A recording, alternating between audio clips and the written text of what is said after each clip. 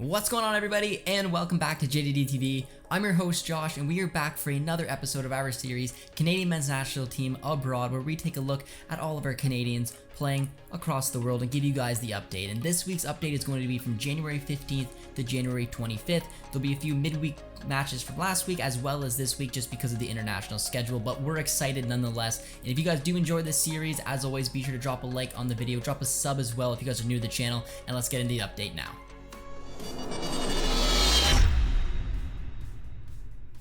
Alright guys, so for the start of this week's episode, we are going to go to England. We're still not going to do our big five quite yet, just with injuries and COVID and all that stuff. I'm going to just go country to country for this week's episode, and we're going to start this week's episode in England.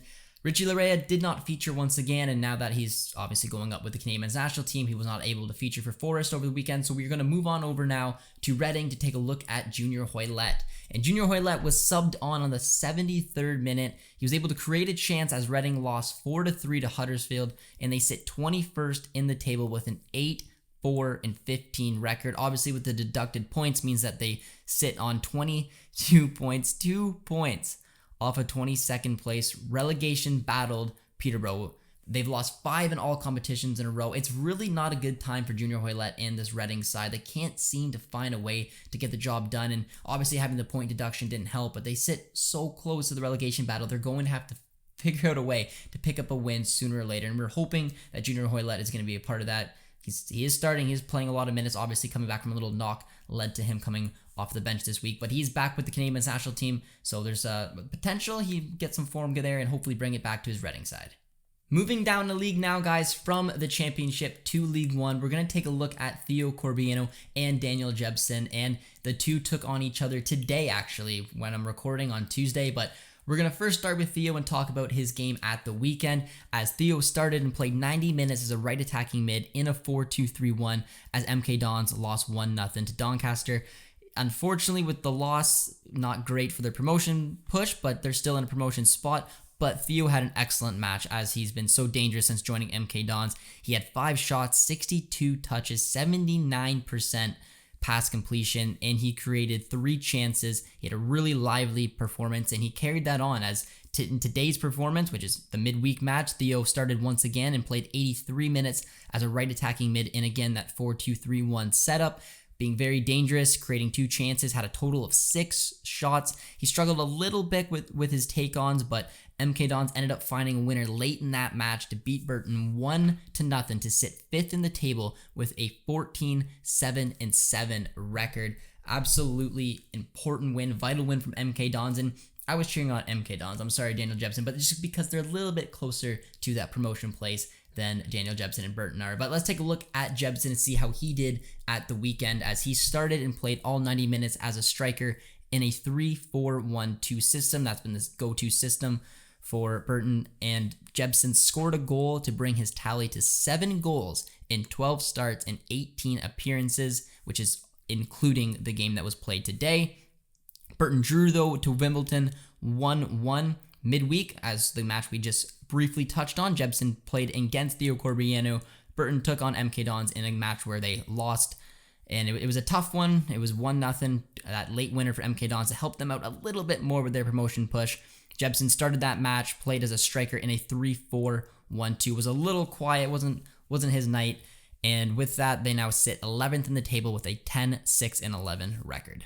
Alright guys, moving down now to take a quick look at Marcelo Flores and his Arsenal Academy side, as he's eligible for Canada. You guys know that. We don't know exactly where his allegiance will lie, but we're covering him nonetheless, and Flores was able to start and play all 90 minutes as a center mid in a 4-5-1 system for Arsenal, as they were able to draw 1-1 against Derby as they sit 4th in the table with an 8-5-4 record. Very promising young kid. Very curious to see where he's going to end up picking. We know how close he is to potentially going for Mexico, but he wants to be in a Canada camp to get an experience for it. It would have been nice to see if he was going to be there for the Guatemala friendly, but we'll have to wait and see. But a nice little week for a talented young kid in Marcelo Flores.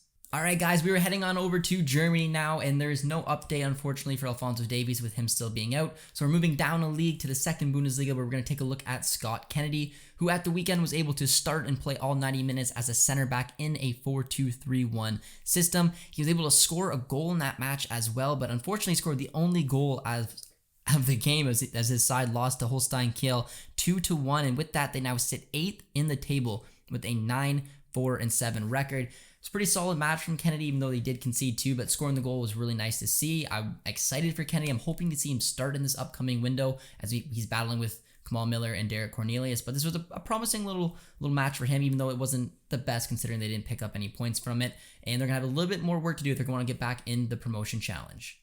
Heading on over to France now, guys, we're going to take a look at Jonathan David, and there's a couple matches to touch on. Unfortunately, our boy is not on a good goal-scoring streak right now, going a little cold, and Lille, again being Lille, a little hit or miss, but we're going to take a look as in the first match that we're going to touch on. David started and played all 90 minutes, starting as a striker in a 4-4-2 system. Lille won against Lorient 3-1, and then at the weekend, David started again, going an entire 90 minutes, was not subbed off in either match, but unfortunately, starting as a striker in that 4-4-2 system once again, Lille was not able to pull off any points as they lost 2-0 to Brest, and now have a record of 8-8-6 on 32 points, 10th in the table as Lille's very inconsistent season continues once again. David not getting on the score sheet, which is not really what we want to see. He lost his title right now at top of the league scoring charts to Winsome Ben Yedder.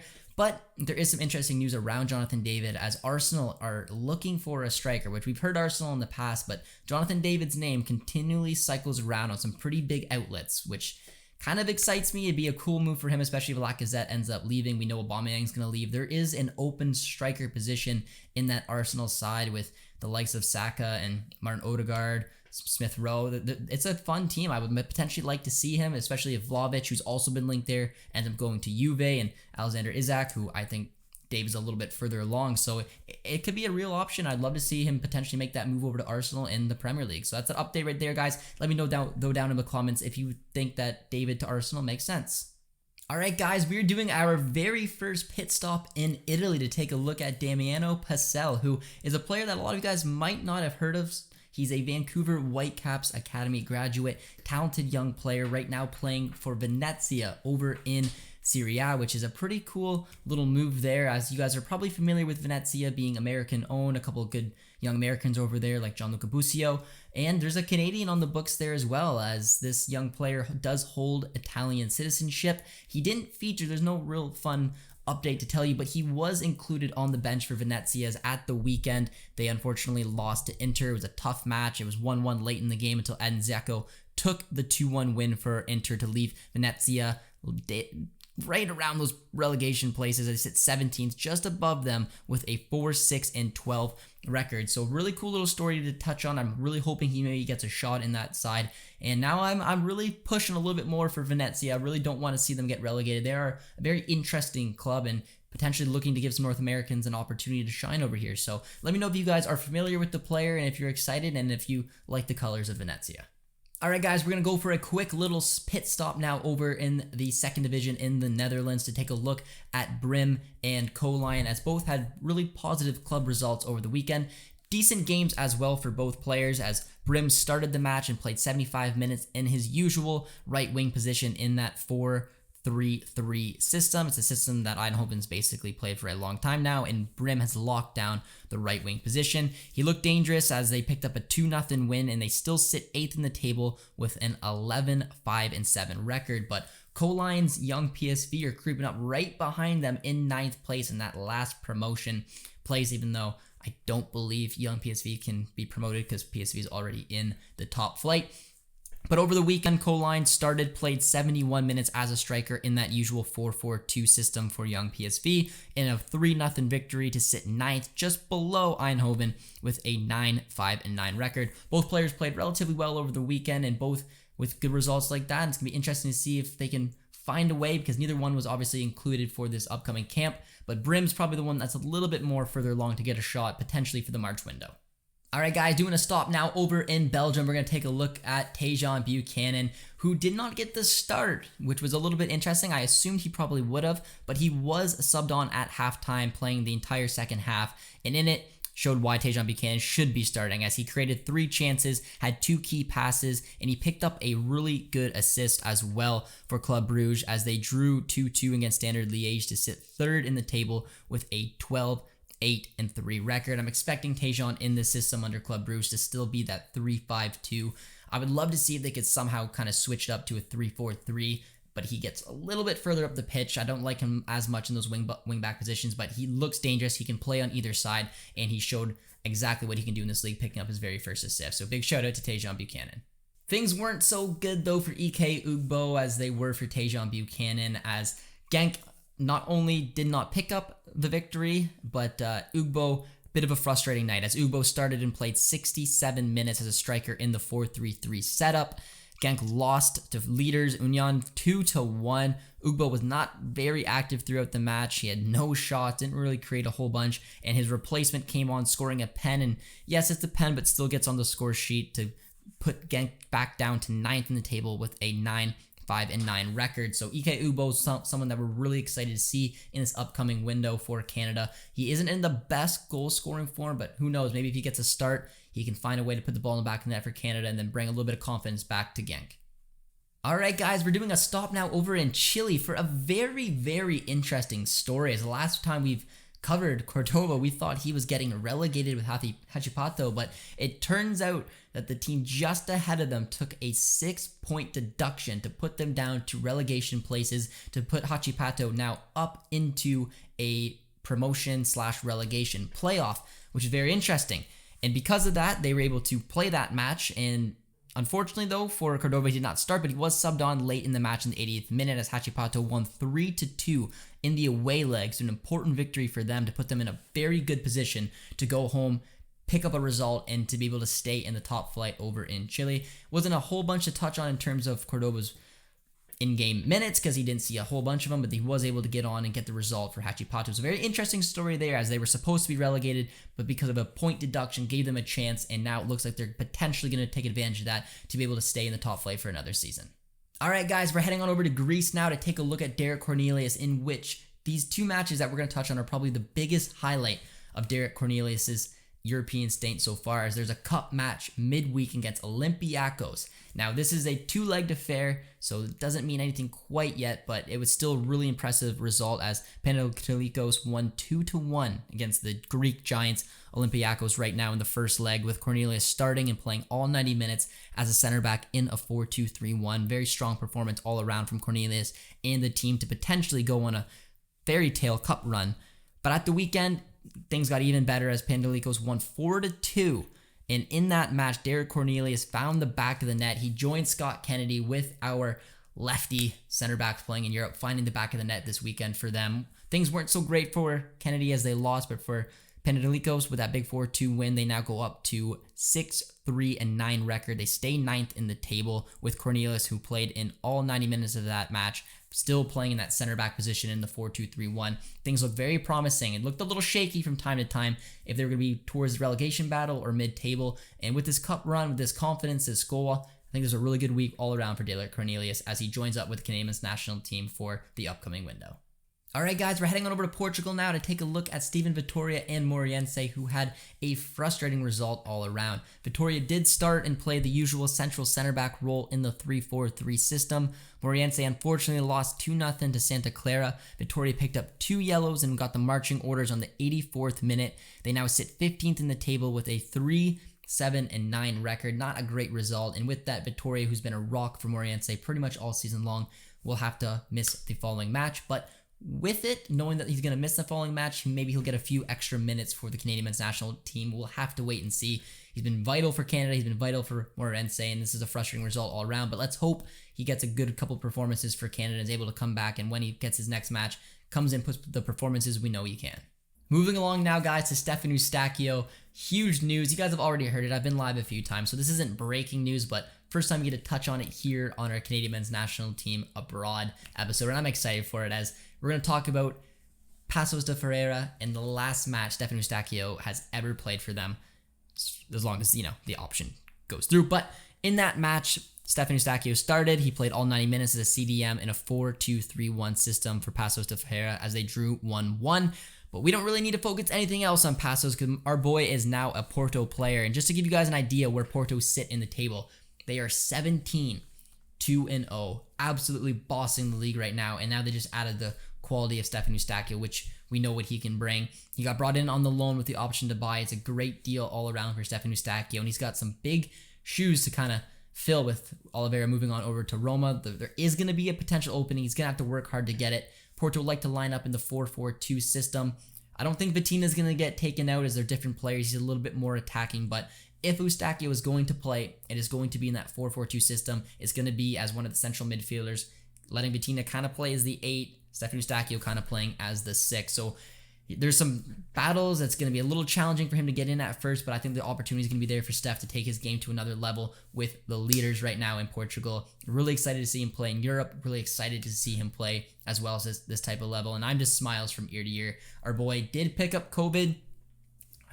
We think, and I'm saying we think, he'll be able to play maybe the US game, but for sure what things look like, he'll be able to play in the El Salvador match for this upcoming window. It's a big blow, but the fact that he got this Porto move, and hopefully he'll be able to play 2 to 3 games, I'll take that every single week. This is a huge moment and a huge opportunity now for Steph Eustáquio. A lot of love coming from JJD TV. All right, guys, we're landing in Russia right now for just a quick little update on Richi Ennin, a player we haven't touched on in a while, obviously, with the Russian league being out. This is just a very quick little update. It was a friendly match that Richi Ennin played in. He scored a goal as well, which is pretty cool to see. This is a player who I think and I'm hoping will get a call one day because I think he does deserve a look. Very unique route to European football, playing in the Russian league for Ennin. So we'll have to wait and see what happens, but just a little update for you. Ennin is playing, and he got a goal as well. Moving from Russia now, guys, we're heading on over to Romania with our very first stop in Romania because Easton Ungaro got his move, a huge move, an incredible goal scorer in the CPL for FC Edmonton. He got his move right now, and he was able to appear as Easton was subbed on in the 75th minute to play as a striker in the 4-2-3-1 system for Ucharad. They unfortunately lost the match 1-0, and they have a pretty decent record though, as they sit 9th in the table with a 6-9-7 record. They showed a lot of faith bringing in a player from the CPL and giving him minutes just like this right away. Really exciting for Easton. Hopefully he'll be able to get a couple starts in there, find the back of the net, and help this team push for the top half of the table. I think that'd be a good option for them, and just pretty cool to see a player from the CPL make this kind of jump and finding us a little bit of success early on in Romania. All right, guys, we're heading on over to Scotland now to take a look at the Patton brothers. We're going to first take a look at Harry Patton, whose side Ross County faced Livingston in the 4th round of the Scottish Cup, where they lost 1-0. Harry was subbed on in the 86 minutes. Did not have a lot to say in that match because he just did not play enough minutes to really get much out of him.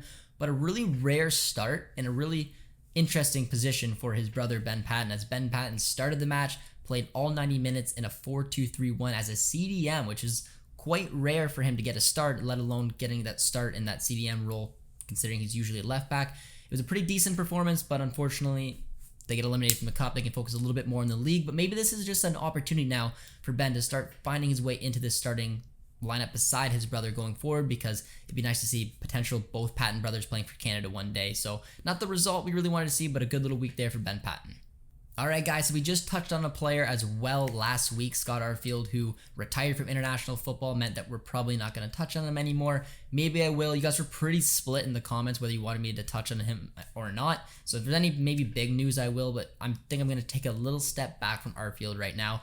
And we're going to take another step back from Solom as well. We thought the Motherwell center back was eligible for the Canadian men's national team. He's Norwegian. It doesn't look like there's enough there to be able to allow him to be eligible. I will follow this situation to see if the reports were not there, but from what we understand, he will not be eligible. He's not eligible to represent Canada, so this is the last time I'm going to touch on him. It's a big loss, as the center back position was one I was just absolutely desperate for, and it was a cool little dual nat that could have maybe found his way in, but apparently it's not the case, and we'll keep you guys updated if that ever changes. Moving along to Turkey now, we're going to take a look at the Besiktas boys, starting with Kyle Larron. As Kyle Larron midweek started and played 79 minutes as a left mid in a 4-1-4-1 system, as Besiktas picked up a big 1-0 victory. At the weekend, he was an unused sub for Besiktas.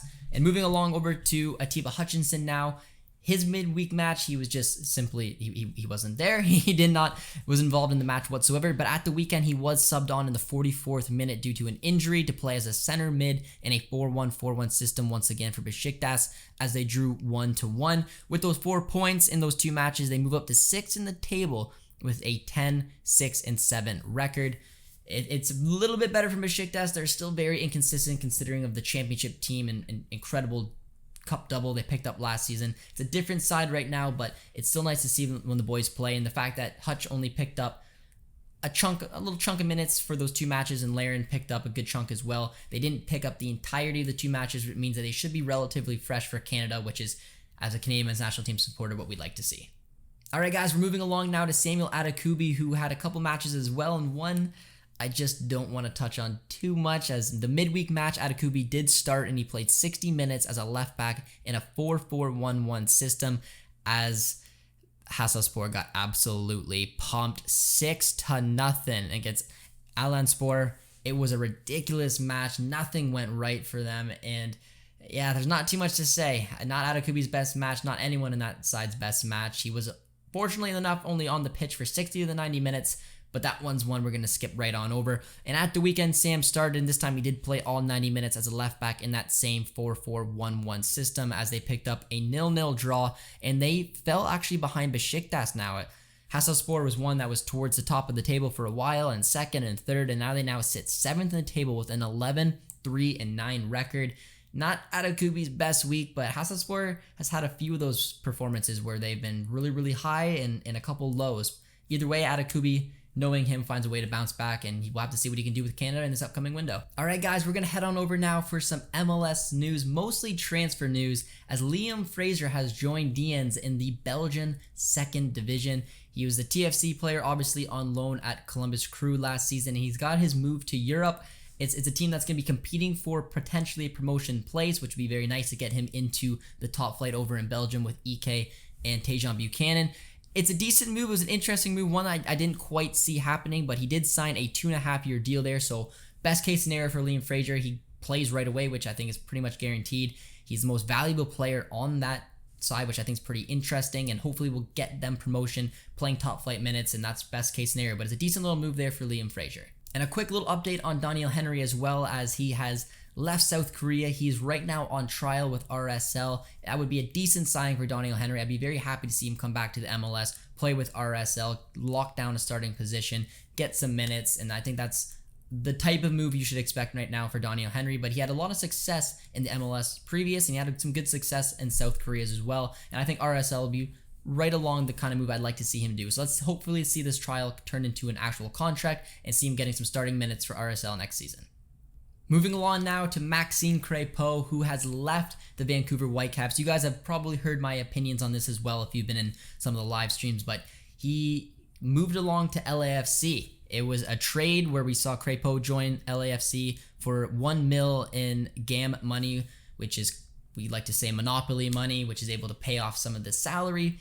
But it's a great move for Crepeau. I really think it is. And the way you look at it from a Canadian men's national team fan, Maxime Crepeau leads Vancouver Whitecaps to become a starting keeper, which he already was, but he's joining a good market in LA. There's no keepers really there. There's only one in the books, I think, at the time.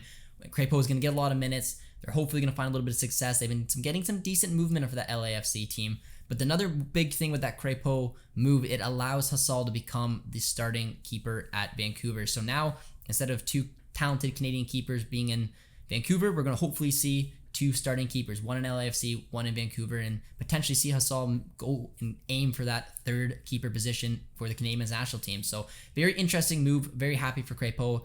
Definitely going to be a game changer in between the sticks for the LAFC.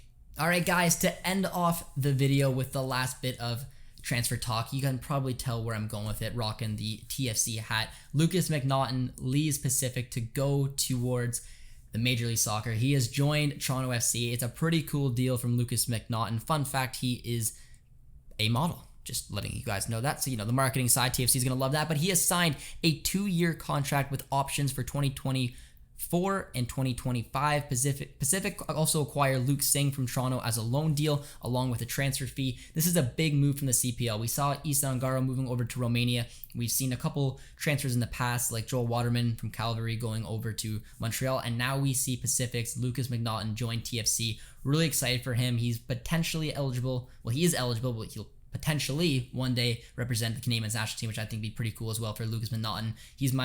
Was by far my favorite defender in the CPL, and I'm excited to see him move on to TFC to do some good things, guys. So let me know what you think on that transfer, guys. Let me know what you think on all the transfer we've touched on so far, as well as some of the results over this weekend, and let me know how excited you guys are for the Canadian men's national team upcoming window. But that is the end to this episode of our Canadian men's national team abroad episode, and if you guys liked it, as always, be sure to drop a like, drop a sub as well, and we'll see you guys next time. Cheers, friends.